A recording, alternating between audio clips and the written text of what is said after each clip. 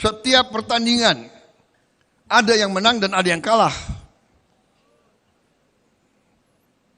Kalah nggak enak. Tapi ya gimana kalau kalah ya kalah, ya kan? Masa pertandingan yang menang 5 orang? Di Olimpiade yang dapat medali emas itu 1. Nomor 2 dapat perak, nomor 3 dapat perunggu. Ya kan? Yang nomor 3 bisa 2 ya perunggunya. Ya sudah, sesudah kita bertanding, ada yang dapat medali emas, kita datang kasih selamat. Iya kan? Sedih kalau kalah.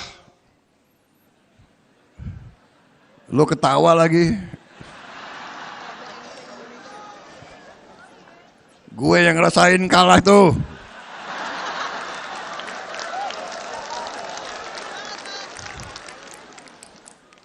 Tapi kalau kita nangis, siapa yang bisa obati? Nggak bisa.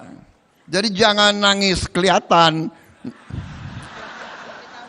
Kalau sedih nangis ya masuk kamar, tutup pintu, ya kan? Tapi, nah itu, faham, mengerti bahwa ini bagian daripada hidup.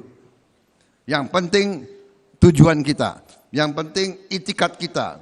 Apa itikat kita? Saya kira Pak Surya Paloh pengusaha, apain dia bikin partai? Dia bisa enak-enak tinggal di mana? Iya kan?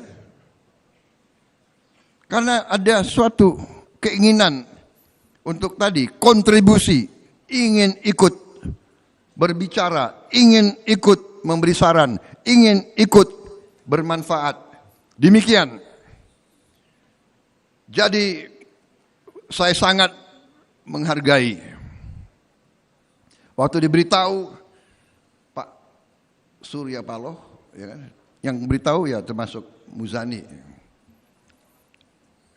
Maaf Pak Surya, kadang-kadang brewok mau datang. Oh ya, mau datang. Apa? Ya, mau gabung. Alhamdulillah. Terima kasih. Benar Pak Surya? Waktu Anda datang, saya terima kasih. Saya, ya, enggak apa-apa. Anda dulu dukung Anies, enggak apa-apa. Loh, kenapa ketawa? Benar. Gak apa, rakyat butuh pilihan, tapi sekarang, ayo kita bersatu, kita bergabung, kita bekerja sama.